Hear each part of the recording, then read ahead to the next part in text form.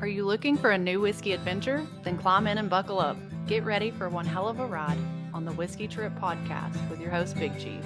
Join in as he and his guests explore whiskey and dive into whiskey stories from around the world. Now here's your host, Big Chief. Folks, you know, here on the Whiskey Trip, we celebrate more than just the pour in our glass. We celebrate heritage, tradition, and the stories that make this country what it is.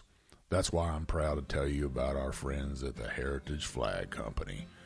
These aren't just flags, they're handcrafted works of art built from whiskey and bourbon barrels that once held the spirit we all love. Every cut, every nail, every burn mark tells a story of patience and craftsmanship. Just like the whiskey we sip, these flags are bold, timeless, and full of character. Whether you hang one in your home bar, your man cave, or gift it to a veteran or first responder, a heritage flag isn't just decor. It's a statement.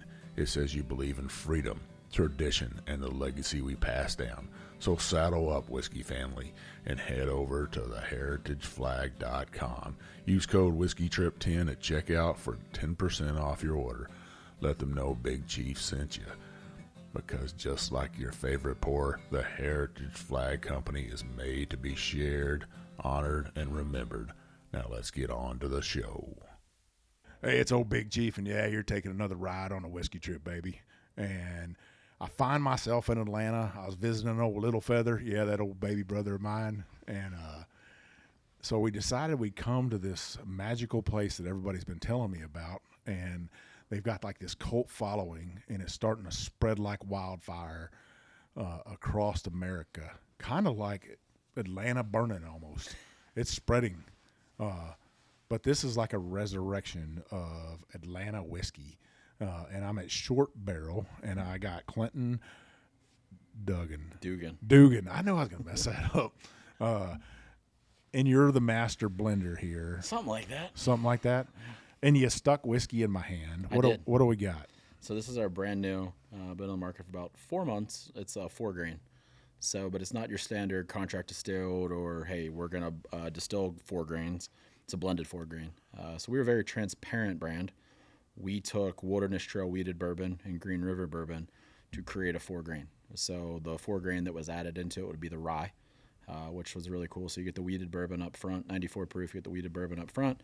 Nice little rye kick on the back. It's roughly 3 to 4% rye. And it lets you know it's there, but it has the still very softness up front of a weeded bourbon. And we love it. $39.99. Very, very hard to beat for a 5-year bourbon through and through. That's I love the price on that. Yeah. I'll say cheers to you before we do this. It is, for what it is delicious. Oh, I like that. Yeah, it's fun. I love 4 grains. But it's not a traditional 4-grain. Mm-hmm. This would be something you blended together and made your own 4-grain. And whenever you put the label on there, do you have to say 4-grain or? So we describe it as so not really by law. It's basically the TTB name is 4-grain, how it was basically approved. We tell you the grains on the label. We tell you everything on the side. But we wanted something that was soft, approachable, and when Adam and Patrick, my business partners, came to us and the blending team, said, what can we do that's different, that has the weeded, that's something that somebody wants. Most of our traditional mash bills we use are Bardstown and Green River 70-21-9. And it's about 8 months in R&D. We started with 1 barrel of each, blended them together. The wheat got ate out by the rye almost immediately. So we started working our way up through and through and through. And I won't give the exact ratios because it is custom, but really about 20 barrels in the batch each time. We're now about up to 30 now because we're starting to learn and understand what it's going to do. It took about 8 months to figure out how to keep the sweetness of the wheat kind of hanging out, but that rye that lets you kind of reel it and knows it's there. And one of the biggest feedback we get to at 94 proof is it doesn't die off. So a lot of, if you get a big bourbon nerd or whatever that thinks you need to drink 150 proof whiskey at all times, even at 94 proof, they're like, oh, that's pleasant. That's a very nice sipper.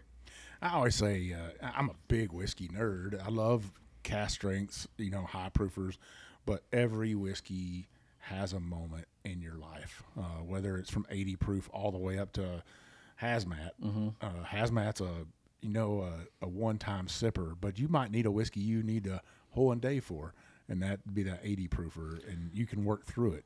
Yeah, I mean, with we don't have chill filtration technology and everything else as well. So really, realistically, about 92 proof is the lowest I'm willing to go without flocking. We've tried to go 86 proof on a few releases. Not that they look cloudy or bad; you can just tell they're proof down when they can't go through filtration. Here, so 92 is about the lowest. We'll take it. We're working on a couple projects right now at 90 proof. They don't have that, but that's aging down here. That takes a little bit of time. Well, Clinton, I wanted to say that we got some celebrities in the room today. We do. And one of them, she's legendary. I hear people talk about her all the time, and I would call her the queen of Atlanta whiskey. I will agree. Socialite. Everybody I've spoken to has so many positive things to say about Tanya, and she's here in the room with us, listening with her gorgeous husband. He come along for the ride, and then I got Little Feather over here, legendary in his own right, retired Marine, and then I got Miss Viv that keeps me in check all the time. That's her main job in life, is to make sure that I'm straight. But that's who we got in the room, and we got this dog in here, this giant. He is the biggest Labradoodle that I've ever seen in my life, and he's looking at me like, you're talking about me right now, and you're interrupting my nap. Yeah, if you guys, I mean, he's on. People have done barrel picks where he's been here. He's on the tater stickers. He's on quite a bit of stuff that focuses here. But he's an amazing looking dog. I love him. Does his thing over here. Yeah. So how did Short Barrel get its start? So late 2015, 2016, Adam walked into our friend's liquor store and said, "Hey, who does your barrel picks? These kind of groups are starting to become a thing. I got some friends that love whiskey, would love to travel for your store and pick your whiskey." It was called, the name of the store is Jack's here in Atlanta. And he said, "No one. I'm actually going to Four Roses and Knob Creek here pretty soon if you guys want to come." I was not part of the group yet. Adam put together that group. These are some names too, like Dixon Dedman was a part of that, and other people were part of Short Barrel when it started, and they just picked barrels. I got invited in 2017 on my first barrel pick, and 350 barrels later, anywhere from walking into Four Roses and buying 8 recipes in one day, walking into Knob and buying 15 barrels of 15 plus year. Short Barrel got a reputation for picking really good barrels. Fast forward to middle of COVID, downtown Louisville, we met a barrel broker on a Sunday fun day. It was the day the Mictures was auctioning off their first ever and only single barrel that anybody knows about. We were actually bidding on it. A little bit too much. We stopped bidding. The barrel broker said, "You guys are pretty cool if you want to buy your own whiskey," and we're hammered at the time. Said, "Sure, we'll start it." 2 days later, he calls Patrick, who was my other business partner, and had his number. And we wired that gentleman the $30,000+ and started Short Barrel and bought 6 barrels of whiskey. No plans. Pretty funny. They're on the shelf up there. We didn't know you needed waterproof labels or whatever. They were literally printed at our houses on inkjet printers. We said, heck with it. We put 3 out in public, sold 3 privately, and that was kind of the start of Short Barrel. They're all really good. And then we start buying barrels from there and kind of worked our way up into what it is today. Now, why the name Short Barrel? So he's not here, but if you ever meet Adam, he's 5'6", 5'7". Adam, sorry, I might be butchering your height right now. But on a barrel pick before I joined, a guy my size called Bo Johnson, another big chief at the time, he picked Adam up and said, "Come here, my little Short Barrel," and it stuck. So not only does it have reference to a barrel losing 51% to evaporation, but also Adam's height. Kind of like a little teapot. Pretty much, yeah. So that's kind of where it stuck around. And then, we actually were able to trademark Short Barrel too, which is really cool in whiskey terms. So it was a pretty fun little name. I love that it is named after a guy that, both of us look like full barrels. Yeah, no, for sure. You're a rather large man. Yeah, 6'4", 301 pounds this morning. Do any strongman competitions? Used to. I did strongman back in my 20s. I'm jacked up back now, but still like to lift really heavy. I gotta take a break here for just a second because this dog right here is a character. I just want people to see him and know him. Oh, that's how he sits. He's used to it. Yeah, what a character. Yeah, he'll do this at home. My 3-year-old will just walk up to him and pet his face and then walk away. What a beautiful whiskey. So you started by just picking barrels. Yeah. Any stumbles along the way? Lots of them. Barrels that. Heck, we've had barrels show up recently. They're still empty. Stuff that we are told they're one thing or they're not. There's quite a few. And blending on its own is a challenge. I think a lot of people still think us being blenders and not distillers. I'll never claim to be a distiller. I've been around many distilling days and everything else, but that's a whole entire another art. Everybody thinks we just walk over to the rows of whiskey and like, well, those 4 barrels look good, blend them together. Still, when I first were starting, we had a couple of days where, you would learn and, you'd have one bad barrel and that barrel would change a batch and you're basically dumping it back in barrels and trying to blend it out. It's really just learning trial and error where they were going, even through all of our finishing process. One bad barrel can throw you off everywhere. Oh, I could see that. And if that goes out, that bad barrel, or if it goes out into the whiskey world, and you got negative Nancy out there, or a Karen, or a Bob, or a Bill that says, "Oh my God, I'm gonna blast you in the entire." Well, I was actually world. talking to Tanya before you guys got here today, just about that I get scared every single time one of our blends goes out. We have pretty much good tasting panel here and people we trust, and we're still so small and nimble that one bad batch or once, we've had single barrels go out. People are like, I don't like the brand because of a single barrel. Like, you don't like someone's palate that picked a barrel that happened to be in a rotation of 6 barrels one day. So that's okay, but it still happens, and it's very unique. So we're very meticulous about what goes out, how it's selected, where it goes. We still look back at our whiskey picking days where we would be at a legacy distillery picking barrels, and that distillery would sit there and say, you guys are the only ones. You're the first to pick out of Atlanta. And then at one point, those barrels would get here, and there's 36 of them. So we really work with retailers. I'm not trying to oversaturate markets. We want if a retailer gets a single barrel from us, that they're actually able to sell it, not competing with the store that's 2 miles down the road, 4 miles down the road, and whatever else too. We want them to become a destination rather than just being another store with another barrel. Man, I'm glad you said that, because that is like one of the things that I harp on is, especially with craft distilleries, but even major brands out there. And I'm gonna pick on a brand right now. They're I would say they're mid tier. Garrison Brothers will go into a market like Beaumont, Texas, and they will do single barrel picks at 10 different stores there. When there's not that many whiskey drinkers that are going to drink 125 proof single barrel, there's just not enough people that are going to drink 200 barrels from a store or bottles from a store, and it hurts the market. And a guy can't. I know there's guys out there and gals that they want to have as many picks from Garrison Brothers. Yeah, the trophies or bottles that'll never open or that they'll drink, but they can't afford that, especially at that price point. It's unfair to the market, I believe, and I'm glad you said that. Yeah, I mean, look, there's always room for single barrels on shelves. We're very fortunate that we're very transparent with store owners. A lot of store owners will come to us and say, I want to do 5 barrels today. Like, let's do 5 barrels next year. You're never going to not be invited back here. Let's get a barrel sold. Let's get it 80% sold.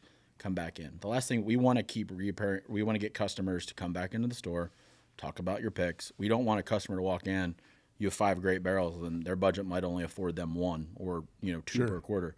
So we work with our retailers. We want them to actually understand what's going on. If you ever look at our social media, it's not corporate. It's probably me taking pictures of our barrels back there. And, we accept almost every collab out there. If a store has a barrel of us and they collab us on Instagram or social media, we're accepting it. We want people to use our social media and feel like they're part of our community to drive to those stores. And people look at our social media and actually are able to go to new stores or, hey, I found a new store because of a single barrel. I didn't know it actually was in our area. Or, I'm so glad you're here. And these are small little independents. These aren't ABC. They're not Total Wine. They're not Costco. They're not the other places that we're in that also have our single barrels. We want to help with our independents because when we first started, it was the independents that were buying us. I mean, we've only been in Total Wine for a year and a half. We just got into ABC in Florida. Those are big milestones for us. But it's those independents. That's what people don't realize is most small brands. It's those independents taking a shot on your brand first before any of the chains will even sniff who you are. Yeah, well, you got to build that reputation, that cult following, like I said. Yeah. You want people to line up at the door first, right? Yeah. And build your brand. And that's me preaching to craft distilleries out there.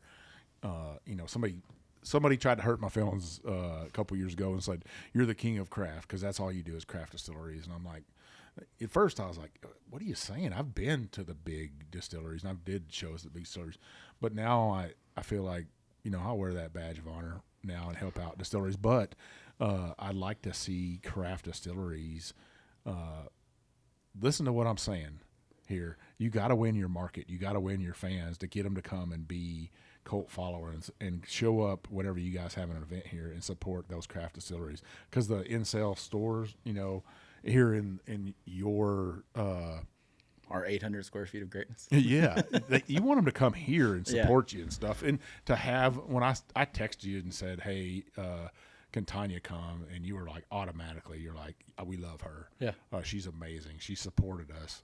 That told me so much about you and about. I think Tanya came to our first event. We might have been like 6 months old. I think we might have only had like some American whiskey on the market in our first stuff. I mean, I've known her for years, or have been around. She's even came to in-store tastings we'll do locally. Just even say hello, not even buying, just come say hello, and it's always great to kind of see what she's championed every single brand here in Atlanta through and through. And craft. I mean, I write a lot on LinkedIn. I don't know if you guys are big on there, and I talk about the business side of everything. Craft is going to need everybody's help pretty hardcore. Whether you're mid-sized, you're small like us, or even larger craft. Legacy's coming for craft. They don't want to lose any more footprints and everything else. And we've kind of, especially on the social media side, I feel like we, and I say that as craft, have taken some of the voice. Because the nerds are kind of like, okay, what's going on over here and whatever else too. They're going to start crushing us with higher age statements, better pricing, and really trying to get people back. And we see it come. I've seen it coming for almost a year, and it's really about to hit here next year. Sazerac said that on my show. Oh, really? In 2025, Sazerac, I did a show at the Sazerac house in New Orleans, and Sazerac, they didn't say they were going to try to crush craft distilleries. They said they're going to try to crush the secondary market. Well, they're basically flooding the market now. I mean, we share the same distributor with Sazerac in Kentucky. We're the Kentucky Eagle. We are very big in Eagle's portfolio, but they're also the Sazerac house and the AB house. When you go look at like basically people taking pictures on social media. There was one Kroger yesterday. I forget where it was in Kentucky, somewhere outside of Lexington. On the shelf, every single Sazerac product other than Pappy on the shelf yesterday, and stacks of it. That's going to happen way more than any of us. E.H. Taylor, that used to be allocated and whatever else too, it's sitting on shelves at retail. And it's crazy. At retail. Yeah. Up here in Cartersville, Georgia, we walk into a brand new liquor store, and there's a pallet of Weller 12, a pallet of it, for $199 a bottle. That is crazy, and that's not what Sazerac wanted. But what's going to happen to these liquor stores if they keep down that same path of pricing it at $199? And he's telling his customers, I have to price it like that. No, you don't. MSRP on that bottle of Weller 12 is $49.99. And whiskey drinkers are getting more educated. There's websites that you can go to. Shoot, ChatGPT now. You can ChatGPT a bottle. It will tell you the MSRP of that bottle. Yeah, I mean, I think the allure, of craft is still there, and the allure of legacy is still there. I have plenty of Sazerac products. I have plenty of Elijah Craig products, and Heaven Hill on my bar at home. I mean, heck, they're mixed around in here. But like once you get it and you have it, you're like, okay, what's next? Yeah. And the days of hoarding all of that. I'm actually glad the secondary market is down. I follow it a lot. I see our stuff pop up there. I don't champion it by any means. But secondary market change. You have legit websites like Unicorn Auctions and everything popping up out there too, where give, other different ways. And secondary, I love it. I think is a great chance where stores that are selling Weller for $199, if you don't want to play those games, you can just go buy it and it's there and it is what it is. But it also, this is something fun. Not many two craft brands we'll talk about, but I will. Secondary also gives craft brands a voice, where if a release goes crazy viral, at least someone will buy it, throw a picture up. It's free marketing for us. And whether you want to admit that or not, it's exactly what it is. Not that we're chasing it. You see our pricing. We don't price the secondary. I mean, heck, we price it $10 per year, regardless of what it is. I have 11-year bourbon for $109 on the shelf over there. I had a barrel pick that we did several years ago, and there's a bottle on the secondary market for $600 of that $65 bottle right now. That happens. Because we signed every bottle, and it was our first barrel pick, and I wasn't real happy about seeing a bottle on there because the secondary market, it has its place right now, but those liquor stores that are charging so much that prices have to come down. They will. What I was going to tell you before we step into this next pour is that's a little feather. He got that little feather tickling his nose over there, sneezing. The history is going to repeat itself, but in a different way. In the late 90s and early 2000s, we had these giant breweries that started buying up craft distillery brands and using those labels and saying, oh, we have craft beer ourselves. Mm-hmm. Nobody knew that these giant Anheuser-Busch, Coors, they didn't know that these giant brands owned those craft breweries. And is that what we're going to see with these giant distilleries? Are they going to buy up those brands, push their own whiskey, and you know, because what you got, or let's say Distillery of Modern Art, how many barrels do they produce a year? And, you know, could a giant brand buy their whiskey up, sell it off, and just make it the rest at their own distillery? They can. That's what it could turn into. That if people don't go into these craft distilleries and start buying their whiskey, you know, in the state of Texas, Steel Austin, they're building themselves to sell. They're built to sell to a giant out there. Yeah. I mean, it's not even. It's like it's one thing that we see too, and we're very fortunate that we get a lot of foot traffic through here. We probably get, like I said, about 100 on a good week, 100, 150. We have experiences. You can come. We have bottle fillers back there, same like you see in Kentucky. You fill up in front of you, bottle it. You can do a barrel pick experience with you tastings. We get quite a bit of people in here. A lot of times people will just come in here and, you know, because we were only in 5 states, we had a lot of holiday traffic this year. My son loves your bourbon, but he's in Ohio. You know, they'll come in here and grab it too. So, like, our following is starting because you just can't get it, and we don't do that on purpose. We're purposely slow. Our growth is not to go be in 20 plus states. We ship to 49 at this point, but it's starting to catch on where there's some really cool stuff happening here in Atlanta, and I think people are starting to understand as they pass through. There's a lot of really cool things going on too.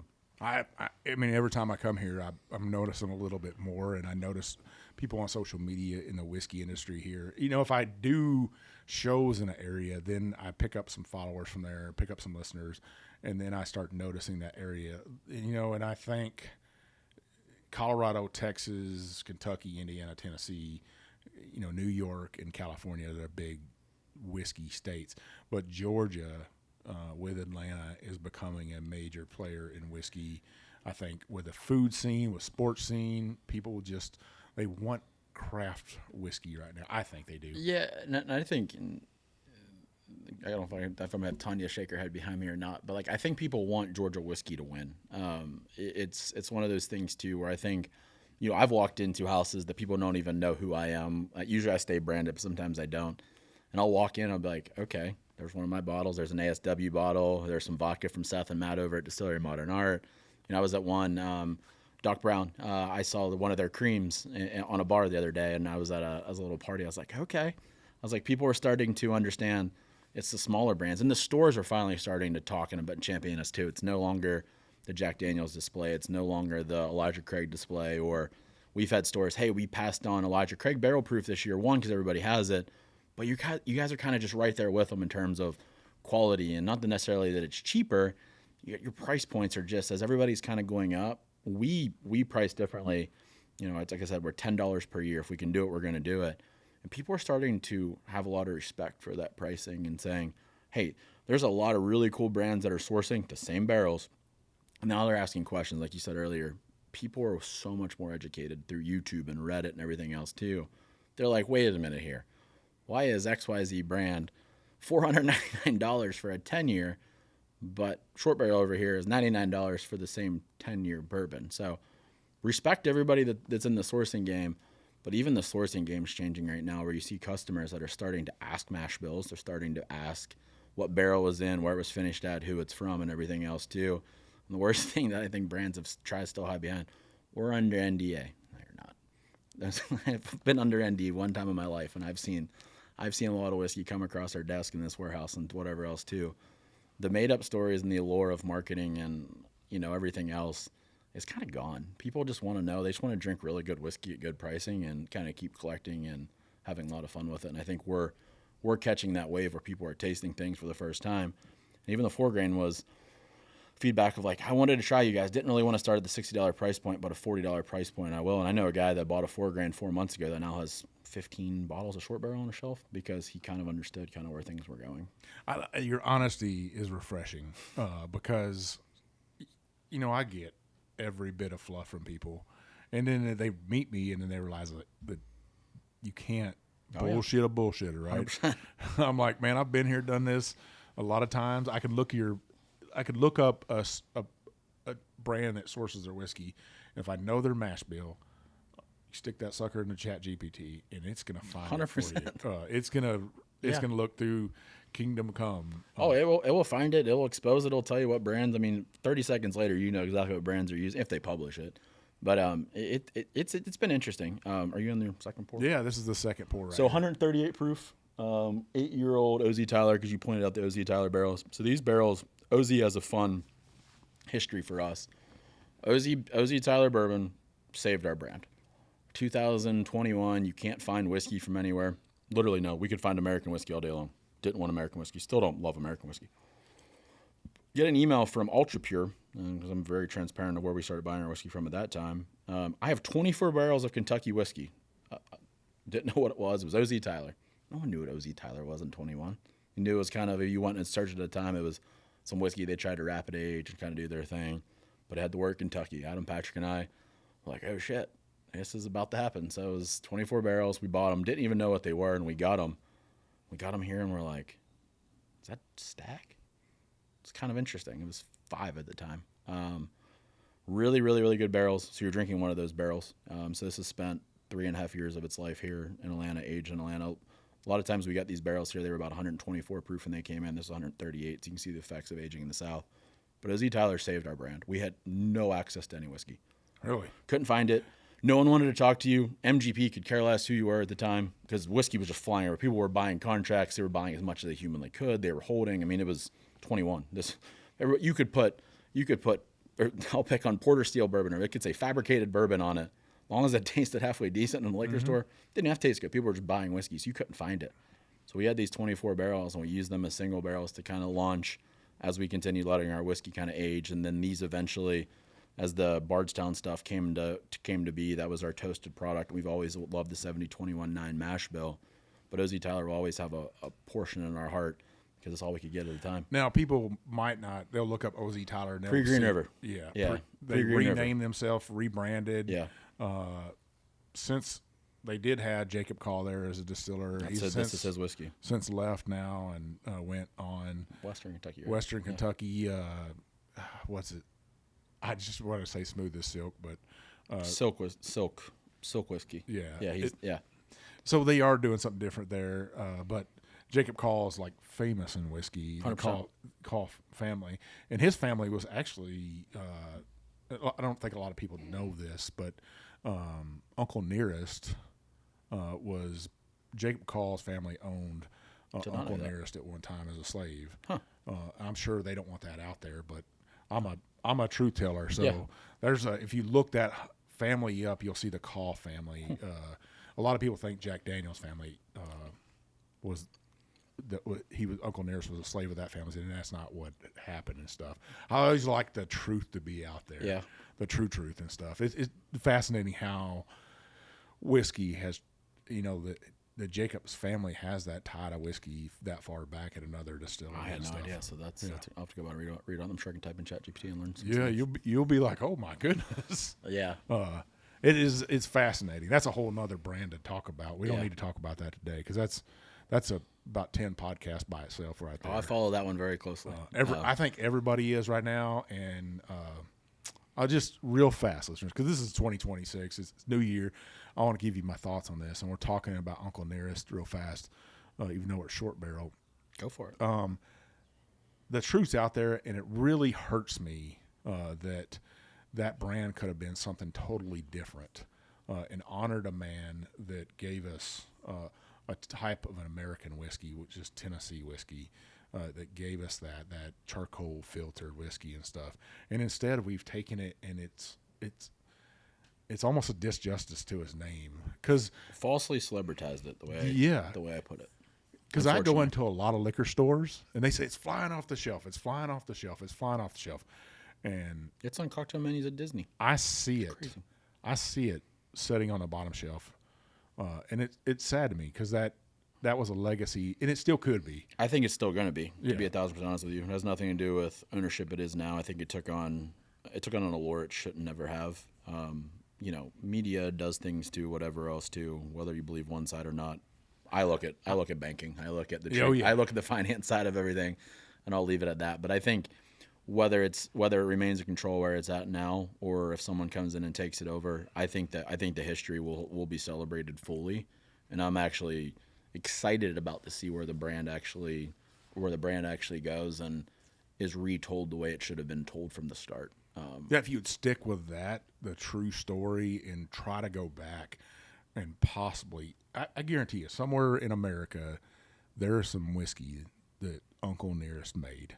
Somewhere, somehow, there's whiskey. If you could find that, give it to a chemist, let them break it down and recreate that. Yeah, that's the whiskey. You'll never recreate the wood, but yeah, I think Yeah. I think that somewhere buried somewhere in a house somewhere there is something. There's always a bottle floating around. I mean, heck, you have stuff fine from the 1800s still. Yeah, so it's out there.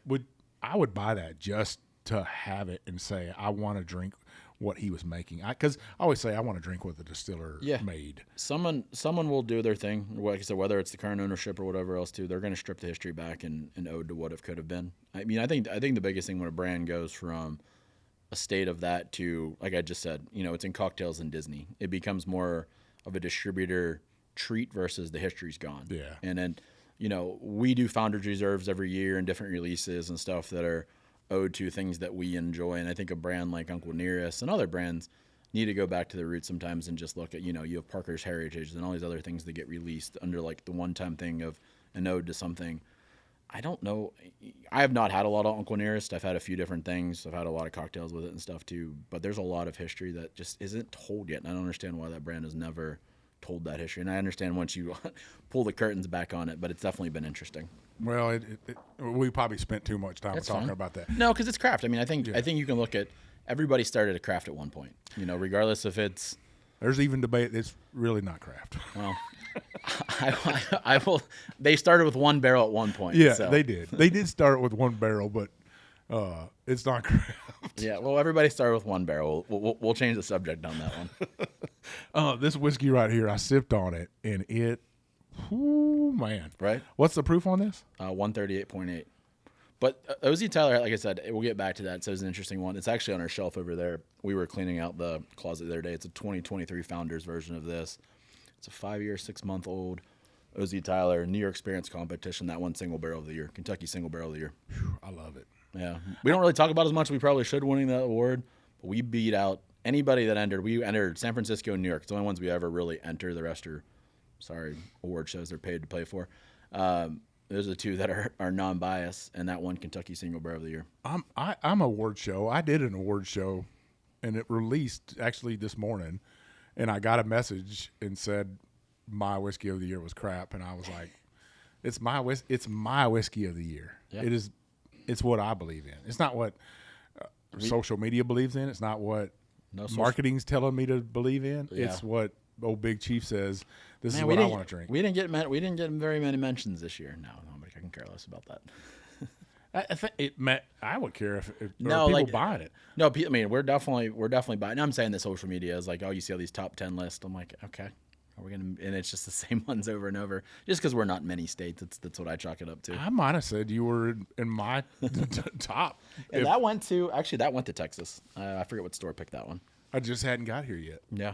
So I only take bottles that have been on my show that I've drank throughout the year. Somebody stuck in my hand, and I've got to talk about, and I've known and stuff. I won't do a single barrel because I believe single barrels are only 200 people can drink. I agree with bottle you. of whiskey. I won't review. People are like, review a single barrel. What for? What? The single barrel. If I'm reviewing it, it's already out. Yeah.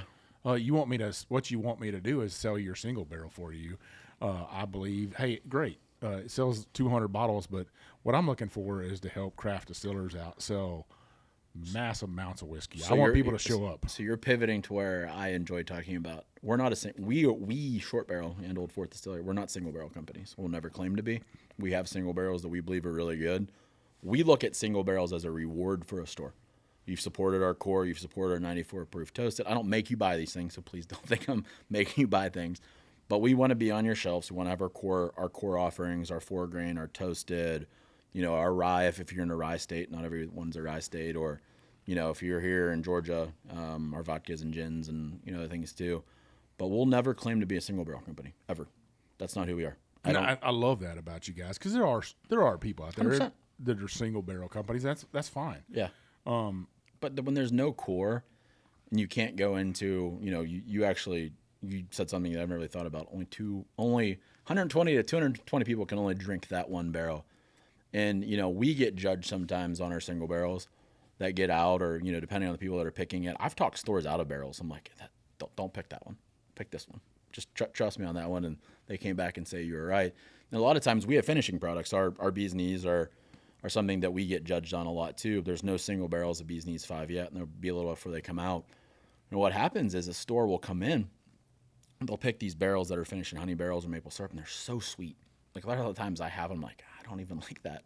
But there's nothing wrong with it. They're just sweeter from my taste profiles. And they'll pick them. Consumers will go buy those, and they'll say, that's not for me, that's too sweet, or whatever else too. But consumer forgets a single barrel is at that one store, not the store next to it.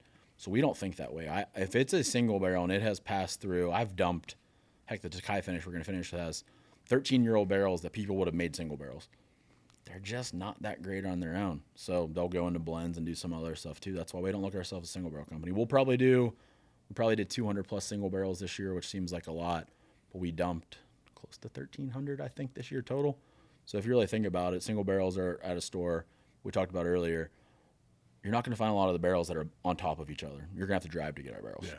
I got a small package store in Beaumont, Texas called Sam's Package Store, and I love them. They'll stick a single barrel in my hand, and they're not saying, hey, Mike, could you review this for us? What they're saying is, could you support us and talk about us because we're fair and we're honest about our prices here, and we're not overcharging our customers.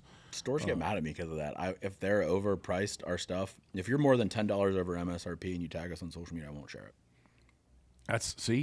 It's refreshing just to talk to you. I won't do it. And they'll get mad at me. I've had store owners text, call. I've had one store owner DQ our products because of it. Have they met you in person? You're not a small fellow. I'm a very nice human. You're just a big teddy bear. Basically. I can tell my wife that. She married me for a reason. But no, it's interesting. I believe in transparency. You see that on the side of our bottles and everything else. I'll tell you exactly what's in it if I remember. No, I'm kidding. But if a store owner is going to price gouge because we have a little bit of popularity behind us now, I just can't support it. I'm still a whiskey nerd at heart. I still drink other people's whiskey. I love what other brands are doing, and I follow it. I don't want you to go into a store and judge us when our pricing is set MSRP, which we believe is very, very fair in today's market, and then be like, too expensive. I didn't set that price. I can't share that knowing that store has marked up, and it's okay. I'll help you sell it if I'm there, but I'm probably going to tell a consumer what MSRP is, because I don't want them going to the next store and be like, why'd that store mark it up? That's one thing our sales team always talks about on our core products. Please don't take them higher. You can go in any store and get these. Please don't take it higher, because all you're doing is making our job harder and your job harder. Then you're going to come yell at us that it's not moving. Yeah. That's one thing with craft. We get picked on first because it doesn't move or it's moving slow. When owners would love them to death have stuff that's been sitting from legacy distilleries that are priced higher for years, but we get yelled at first. Well, I think when you do a single barrel, and this is kind of a lesson for a small package store out there, Specs in Texas or Total Wine, or I saw Specs' price from their release yesterday. I saw a Rare Character 18-year was $1,400. I was like, good job, Pablo. I think small package stores, where they fall short is not using social media to push their single barrel pick out there and hyping it up and saying, oh, we got this thing coming, and getting the distiller to say, just make a small video. It's like a country music artist or a pop artist going on different radio channels or on iHeartRadio and saying, hey, listen to 99.5 Rock FM or whatever. If stores did that and got their stuff pumped up on social media, there has to be some salesmanship there. there has to be some pump to it to get people excited to say, I need to go to that single barrel Yeah. pick. I mean, if you're a store owner and you're not on social media yet, you're not behind, but you need to like at least try right now. I mean, there's a lot of stores we go into. We're changing some of our stuff next year to like a qualification. Is the one big question is like, do you have social media? If you say no to us, we're probably going to offer you half a barrel or a quarter barrel, because with today's customers and everything else too, you need a social media. And honestly, find a little pick group. Find your best customers, invite them on your barrel picks. Let them pick for you. At least going to have 4 or 5 bottles sold from the start, but they're going to tell their friends. They're going to be proud to be part of that group. Where are you going? That is picking that barrel, and it's a unique experience for them. A lot of people, know how we got our start is the same way. I don't think every picking group's going to go start their own start their own brand nowadays, because it's very hard to get back out there. But at least you have some pride and ownership of stuff that you're picking, and you're getting a really cool experience too. Is this a first for you? No. Okay. It's definitely there. I've had several dogs on the podcast where they come over and talk to me, and I got a yellow lab myself, so he's been on the podcast plenty of times. Usually, if I'm recording at home, he's probably right between my legs under my stool. Gotcha. He's doing something right now. He's loving life. But I mean, store owners, like I said, we'll go into stores all the time, especially across Florida and Tennessee and Kentucky too, and the distributors will say this one's moving this type of volume and everything else too, and they're the ones that just have a social media account. They don't need to be the biggest thing in the world. You don't need to know how to do TikTok and all these other things. Instagram and Facebook are big enough nowadays, and that just post pictures up there. Hey, it's coming in. It's price fair. Here's the age statement. I've had several stores, hey, can you just film a 20-second clip about the barrel? Sure. If I was there that day and I know what the barrel is, I'll happily do it for you. I do it. They share it, and it gets a couple hundred views, or they, collab us, and things move. Our goal for our retailers is to try to get 60 to 70% of that barrel sold in the first month, because what that's going to do, people are going to open it and drink it, and they're going to go buy it and sell it the rest. That is our main goal. I love it. Well, we're up against the first half. Okay. I think a great conversation with you. I've enjoyed it. I hope our audience here today, I hope Tanya's enjoyed it, and she invites me back to do a hot Atlanta round table here. I love that idea. I think it'd be great to have a lot of us sitting up there, just because there's so many cool things that are happening, and we're all so different. I think that's the fun part about Atlanta. None of us are doing the same exact things. So what you're saying is Short Barrel's going to sponsor this event. Sure. That's what I'm talking about right I think Seth and Matt have a way cooler space for more people, especially because they're air conditioning. But we can definitely do some stuff. We can get all the Atlanta distillers hopefully to come in. We talk about Atlanta whiskey, talk about Georgia whiskey, and talk about why to come to Atlanta. I know you're a Buckeye fan, right? I am a Buckeye fan, but I'm not to the point if they lose, my day's not ruined. I went to Kent State, so we didn't really have a football team. I think we were one of 4 D1 schools you could drink beer during college, so I just went for that more. But I think Atlanta's I want to say they don't have a college football team, really. Georgia Tech, is that the football? UGA. I mean, but UGA. we're so interesting here. Like, I have so many friends that are FSU, Alabama, Georgia Tech, and like they're all kind of like spread across, so. We got a Nebraska fan and a Texas fan in the house right now. Patrick is usually here. He's from Texas, so he's a UT fan. UT fan. Yeah. Well, it's not our year. Can't be your year every year. Yeah, so for sure. Well, listeners, you stick with us. We'll be right back, and we have a giveaway on the second half. We'll talk about. He's got 2 more whiskeys for me to try. He says they're amazing. I'm pretty excited about it. Maybe the dog would make another appearance, sell some more whiskey. If you haven't been here to Short Barrel, you got to come here just for the experience of meeting the dog. He's here usually every Friday. I might just have to call him he's like the big chief of dogs right there. He's giant. Sam, who's my assistant blender, always says Rocky's our top salesman, because like he'll sit here and I'm like, just buy that bottle too while we're at it. All right, listeners, we'll be right back. Leapers Fork Distillery is an artisan distillery working to bring back the history and heritage of a small batch whiskey production to Williamson County. The distillery crafts premium spirits using local ingredients and limestone filtered water to create superior spirits with a signature taste. Yeah, I love their wheated bourbon. Leapers Fork Distillery is characterized primarily as a low volume, low impact concept of production. They are excited and honored about bringing back a lost art and industry to a county that always puts its history and heritage at the forefront. Visit them today at leapersforkdistillery.com. The Whiskey Trip is proudly sponsored by Guardian Coins, a veteran, family-owned and operated company that understand what it truly means to honor service, story, and tradition. Guardian Coins just doesn't make the challenge coins. They craft symbols of pride, legacy, and camaraderie. From military units and first responders to distilleries, brands, and special events, every coin is designed with purpose and built to last. Here at the Whiskey Trip, our official Whiskey Trip Challenge coin was brought to life by Guardian Coins, and it represents exactly what this ride is all about. Craftsmanship, community, and sharing a great pour with amazing people. From custom artwork to flawless finishes, Guardian Coins works with you one-on-one to turn your vision into something tangible, something you can hold, collect, and pass down. So if you're looking to create a coin that tells your story, whether it's from your unit, your brand, or your next big milestone, trust the folks who know how much that story matters. Visit Guardian Coins on Facebook and tell them Big Chief from the Whiskey Trip sent you. Now pour something good and let's get back to the ride. All right, listeners, we're back for the second half here at Short Barrel. And Clinton, you got some more whiskey for me. I do. So you talk a lot about Short Barrel. People don't realize we actually own another brand here in Atlanta called Old Fourth Distillery. Atlanta's first distillery, started in 2014. Two awesome brothers, Craig and Jeff, basically wanted to bring whiskey back to Atlanta city limits. They did that. They didn't launch the bourbon until 2019, but they started with vodka. It was actually down on Edgewood Avenue. Very historical area, blocks away from where Martin Luther King was and everything else too. Really cool. The brand was shutting down, actually Christmas of 22. We came in and bought the brand. Unfortunately, couldn't stay in city limits. Not that we didn't want to be there. The building was way too small. It was a 1,400 square foot distillery. Couldn't get trucks in and out. Really just needed more space. You can see we're way more here. So kept the brand going. Really wanted to kind of get it out to where it needed to be. So the brand celebrated its 10-year birthday last year. So Old Forth's really cool. We don't hide that it's MGP distilled but aged in Atlanta. We are making whiskey for Old Forth. It's about to turn 3 here in March.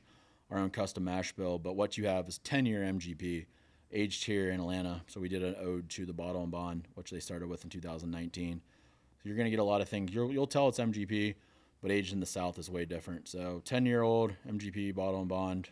This retailed for $80 when it was out. This thing has got some, I don't even like to call it legs. It just, it coats it like a coat of paint. Yeah.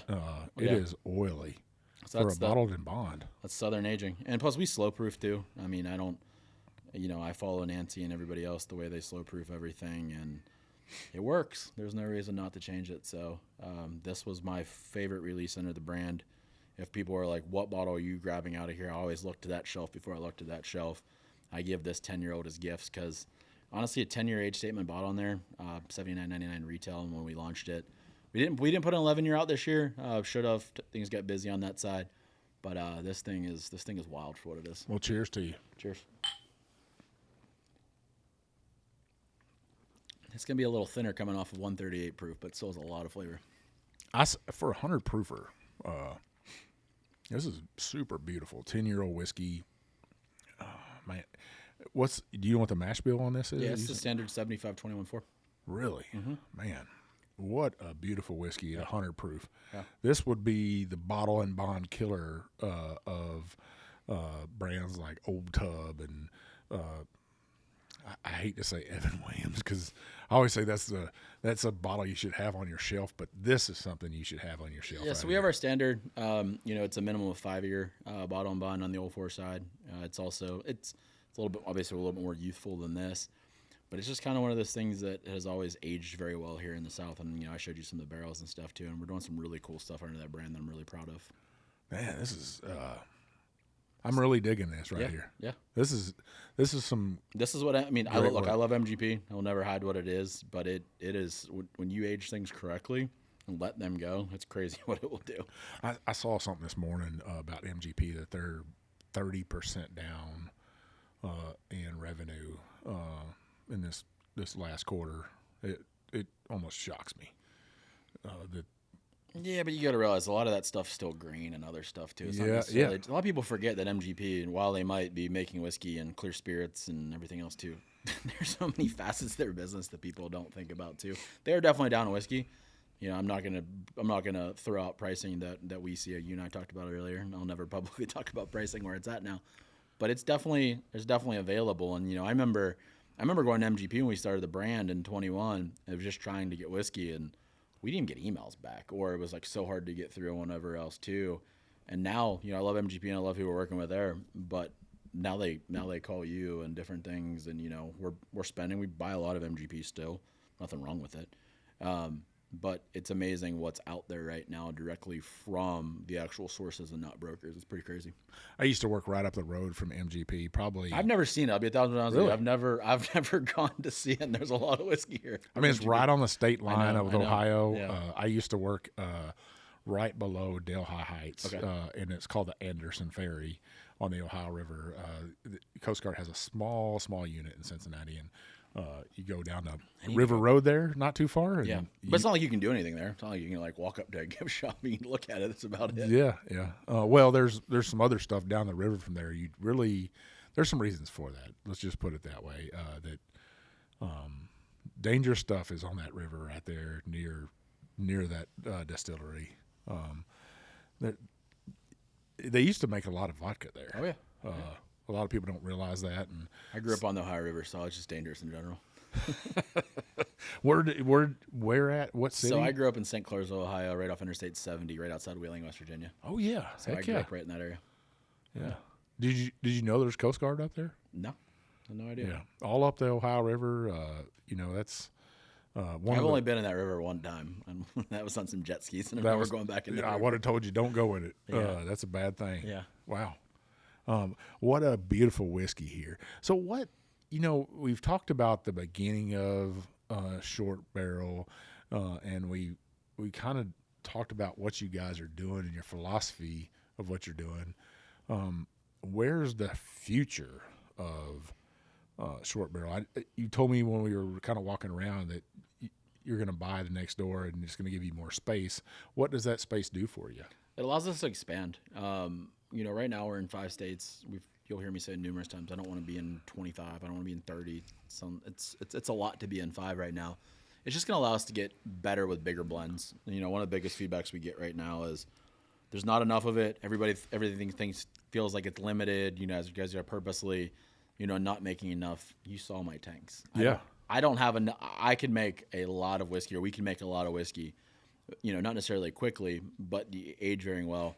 But we are only limited to our tank space that we have. So, our LTOs that we put out, limited time offerings, they're going to be limited to anywhere from a 600 case production or 1,200 case production, because that's all my tanks will hold. So it's going to allow us to expand, have more availability on the shelf where it doesn't feel like you need to rush out there as a consumer and buy it or buy 5-6 bottles. I want things to sit. That's okay. It's one thing that Adam Patrick and have had a beat into my mind in our small team. It's okay if things sit for a month or two. They don't have to sell out right away. Not everything's meant to be limited. And I think that's going to give us a chance to make things better, have bigger small batches, that aren't 6 barrels at a time. Now we're doing 20, 30 batches, or allowing things to sit in tanks longer. I'm a big fan of allowing things to sit in tanks for 6 weeks. Before the team left here, we all had very unique instructions to get things in the tanks, let them sit there. No one's touching them. Nothing's agitating them, and really allow them to blend. Right now, there are spirals sitting in tanks right now that we're experimenting with, because it is actually giving it a chance time where not feel like we're always catching up right now. We're trying to get to the point. Small craft. I know we're not the only ones that deal with this. We're kind of still running in real time. We don't have the ability to hold things in glass and get ahead on blends. Texas come order here in January. While it's in barrel, we still have to create the blends. We're trying to get ahead where we're not always just basically running around where it feels like we're just always in real time. We want to get a couple months ahead, and that's what's going to allow us to do. I got to say, Adam was very gracious, and he said, man, we're busy, and I need to give people a break. And I said, okay, I told you I'm a bull in a china shop. I'm a big dude. Mm-hmm. And I want to get craft distilleries. I want to get folks like yourself into non-producing distillers on my show. And I don't like missing opportunities. Yeah. If I'm somewhere, and I felt so great because he got back on me. He's like, you know what? Clinton said he's going to come on. Yeah, Adam's kind of like our protector. Like the whole staff's off. We did it. We did it last year. We did it again this year. You know, as of Christmas Eve, the staff's not walking back in here until January 5th. That's okay. We believe in, you know, I've worked in startups. I have a marketing background. Patrick's been in startups on the finance side, and Adam owns his own business, a huge sales company. But like, we're not open on weekends. They're not in here on weekends. They work very hard, but we believe in people actually having a life outside of here too. I'm an owner, and, you know, I'm here. My wife understands my daughter's in school today. But you know, we don't want to just feel like we're just constantly chasing when we don't need to. Whiskey's okay back there. It's not going to hurt anything by standing still. I actually just noticed the sign on your door. It says "Open for Whiskey." Mm-hmm. I think I got it. I might have to take that sign. Is that it's in the It's on the door. That says this way to whiskey and this way to work. So it's a trend around here. We're actually getting ready to replace our whole entire front. So, but yeah, you can do that out there. I love it, man. I'll open for whiskey. I'm open for whiskey any day of the week. Yeah, it's a fun little idea I had when we took over this space in the windows. We didn't want curtains up or anything else, so we wanted the panels on there. And I was like, let's just be open for whiskey. So we created the open sign. Also, like that you don't have any whiskey in the glass up there in front of it. You know that a lot of people don't know that. It's 2026, and I got new listeners out there. I got some new people into podcasting, watching the show, and they don't know, they're new to whiskey. So explain to people what a NDP is and what's the difference between sourcing, contract distilling, and actually being a distiller. So an NDP is a non-distiller producer. To me, there's multiple different facets of it. Basically what we're doing, we're sourcing other people's whiskey and putting our spin on it. We are a little bit different where we blend, create our own project. There's multiple NDPs out there that will just create the same mash bill, proof it down, and it's their whiskey. There's nothing wrong with that because you can't replicate where something ages and is stored and everything else. Everybody's whiskey's going to be different. But we're basically just buying other people's whiskey. We are distilling, but we are contract distilling. We don't want to own a distillery. But it's one of those things that allows us to go out and source from really good distilleries. We source from Beam, Wilderness Trail, Green River, Bardstown, pretty much anywhere right now selling whiskey. We're buying from and putting our very unique spin on, and allows us to kind of have creative freedom and not stuck behind two standard mash bills like other legacy distillers. Yeah, and always kind of, you know, contract distilling is you don't have a kitchen here, right? You live in a studio apartment. Yeah. We have no desire. Like when we were approached, we could have bought the stills from Edgewood, old distillery. We've been offered numerous stills and everything else too. I have no problem with opening a distillery, but we just have no desire to do it. It doesn't make any sense when there's so many great people out there. Like we distill here locally at Distillery Modern Art. Seth and Matt are great. Then we also distill at Whiskey House in Kentucky. You know, Dave Mandel and that whole entire team up there. They will get as creative with from sourcing any type of grain or anything you want to. So it's kind of the question of why do you need stills to be considered a distiller? Absolutely. But as you guys have heard me say, I'm a marketer. I'm not a chemist. I did not go to school for this and everything else too. I'm gonna go learn it. I want to be hands-on with distilling, but I don't want to be running stills when you can go out and create massively good amounts of whiskey right now at other locations, and the overhead's smaller too. Well, you don't have to be a chemist to be a distiller. Yeah, but I would like to learn that side of it. I don't think Jimmy Russell went to school to be a distiller. Those times were different. Denny Potter Yes. did not go to school to be a distiller. True. He went to school to pretty much work at a shit factory. Yeah. Is what I call it. Yeah. But I would have to convince Adam and Patrick to let's buy some stills and go. I have a little craft still back there, but it's just not kind of who we are. We want to stay in our lane, have a lot of fun with other people's whiskey, and let it age here in the South. There's nothing wrong with what you guys are doing. I love it. Obviously, somebody told me about you, and it piqued my interest enough to come see you and stuff. And that's saying something. You know, first off, I've had your whiskey before. That's a key to it. You know, if I can try somebody's stuff, then I'm like, oh, I got to go over there. I got to see these people. I got to meet them, or I see you on social media or something, and I'm like, Yeah, they talk my lingo. I can see the truth in them.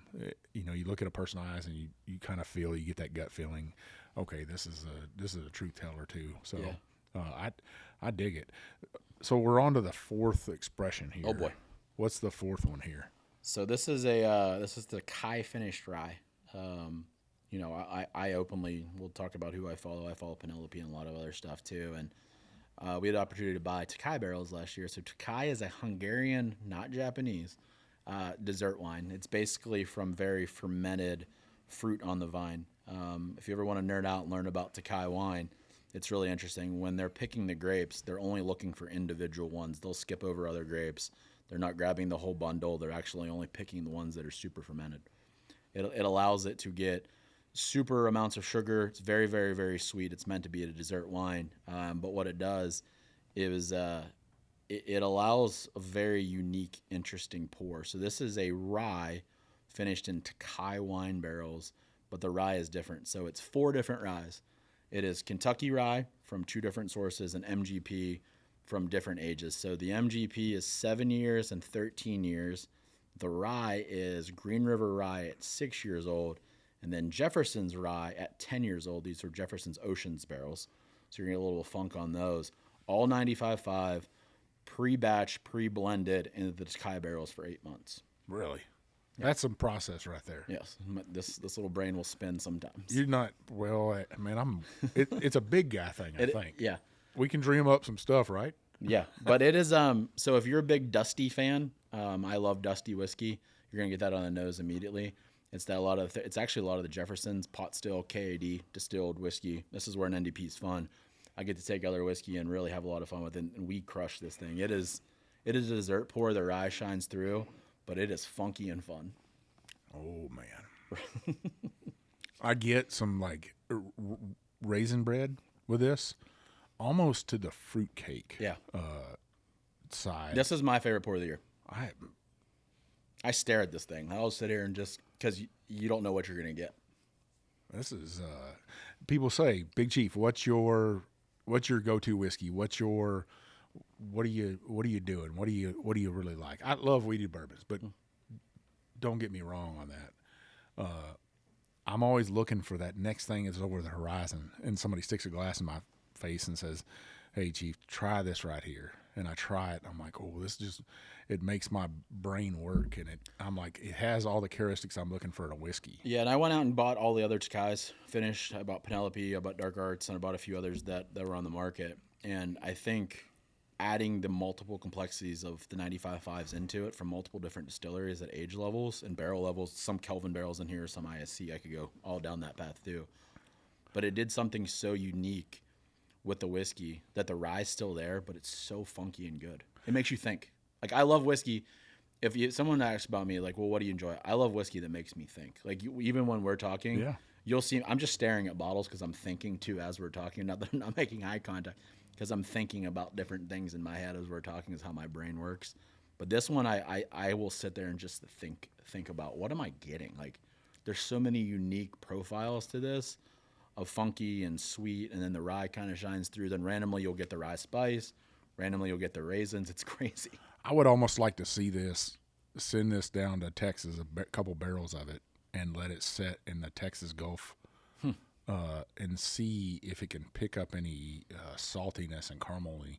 And man, it would be like toasting raisin bread, almost, just because it already has a funk. Yeah, it would get just a little bit more. So I did a very similar blend, or we did a very similar blend already. It's already in barrel for next year's release, and this year's was only about an 8-month finish. Next year will be about a year and 2 months.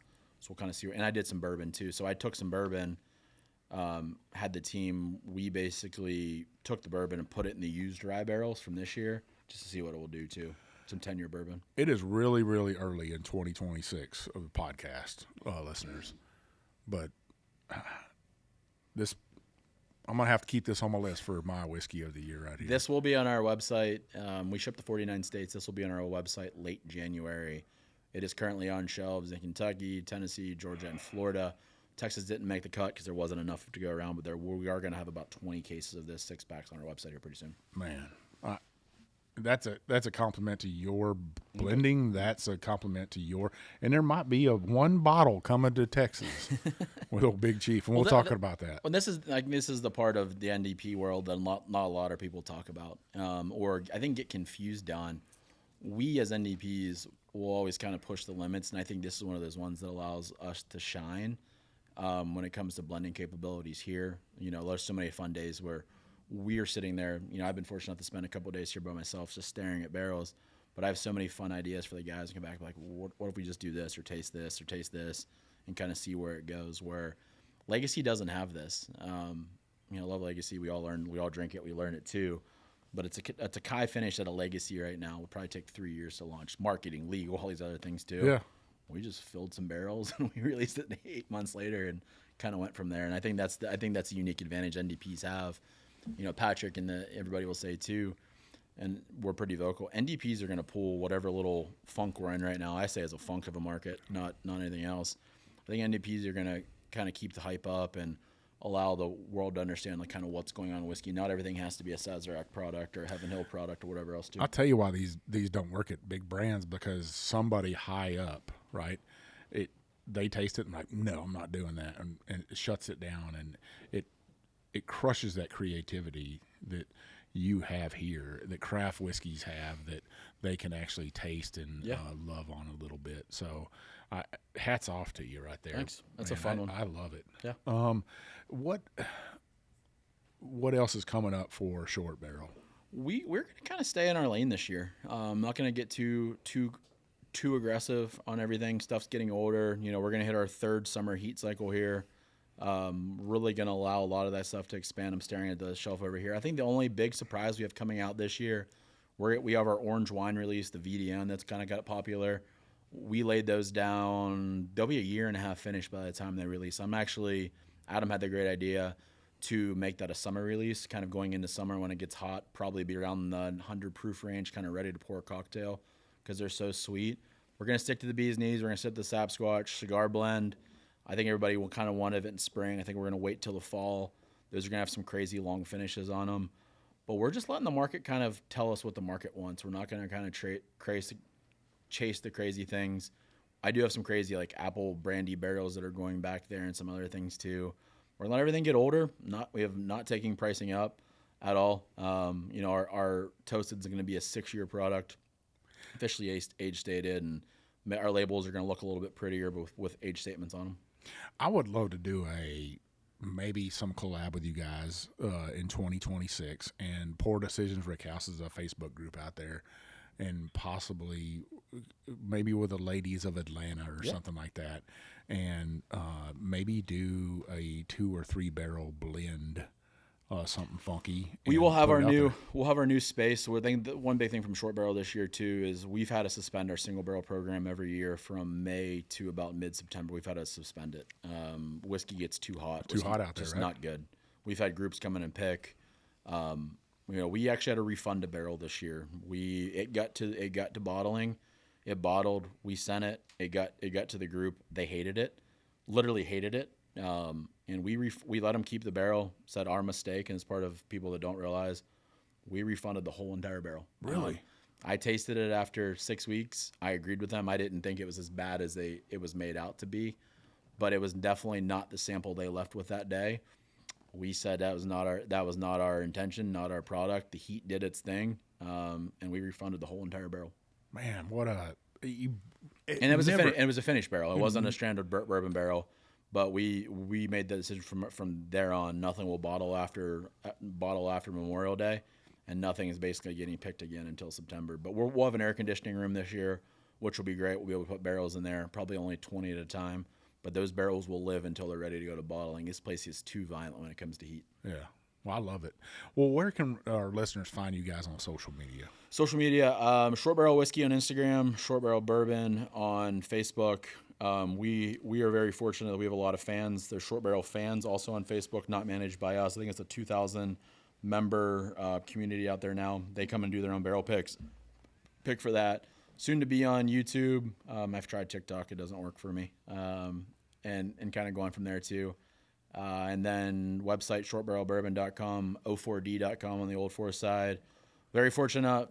We have a tasting room and restaurant inside Atlanta's airport. So Terminal E, you can go drink all the short barrel and Old Fourth you want as well. And then we ship to 49 states via our website. And then if you really want to be a nerd, we have the short list too. So we have our own membership group where you get either 2 to 4 bottles of really unique stuff shipped to your house 4 times a year, twice a year, and you get first access to everything on our website. Awesome. I love it. Well, we're going to wrap this up, and we got 2 giveaways today, 2 bottles and 2 camouflage hats over here. Tell the listeners what 2 bottles we have. So we're doing the last 2 bourbons we just had. So the 10-year bottle and bond, still probably one of my favorite releases, and the Crazy Funky Takai as well, and then 2 awesome camo hats. Awesome. So this is what we're going to do, and I want to do this giveaway a little bit different because we do got a celebrity in here with us for Atlanta, Tanya. So I want to make sure that we're shouting her out and stuff and showcasing her because she showcases whiskey. And I think that's important. I always say I want to give back more than I take as a podcaster, as a guy that gets to go in and drink crazy amounts of whiskey and gets the stuff stuck at my hands to try this. So I want the listeners to do this. But I want you to, we're going to give away 2 bottles, an emoji of a dog on there on Instagram, because Rocky's in here, and he's tag 4 friends, follow Short Barrel, and I want you to follow Tanya on Instagram. It's Tanya Cole 44 on Instagram. I'm going to let her, we're going to talk. Just create a post and have a collab, and we'll figure it out. I want you to tag her as well, or follow her, and I'm going to let her pick one of the winners, and I'll pick one of the winners. Does that sound good, Tanya? That's fair. I want to tell you why. I feel really bad for this, but I got a busy life, and I actually sent her the wrong bottle of whiskey. I think hopefully I've made up for it.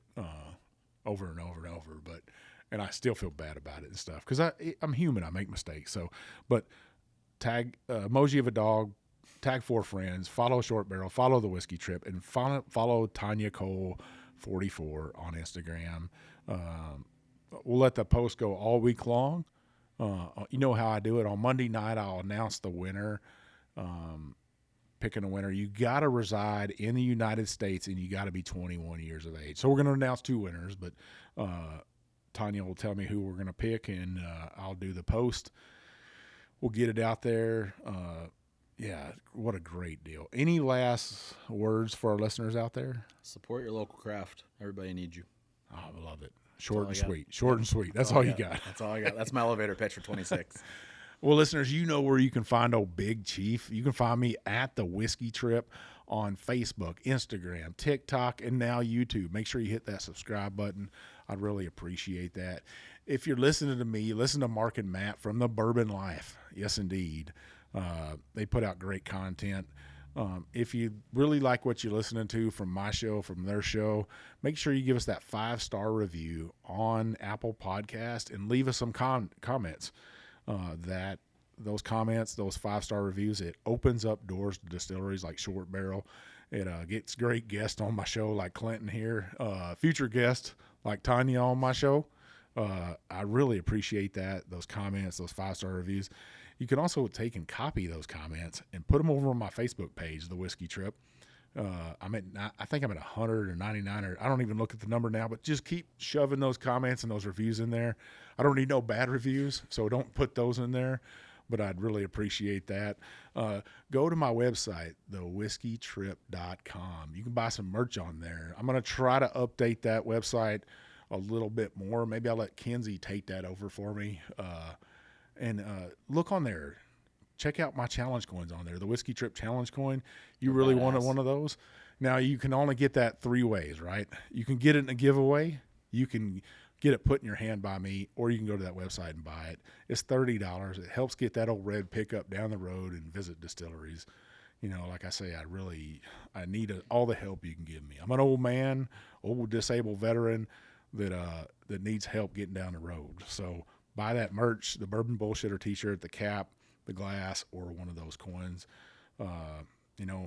Clinton, once again, thank you, my brother. I'm empty, but cheers. Cheers. I say, you know what I always like to say? This is old Big Chief, and thanks for taking this ride with me, baby.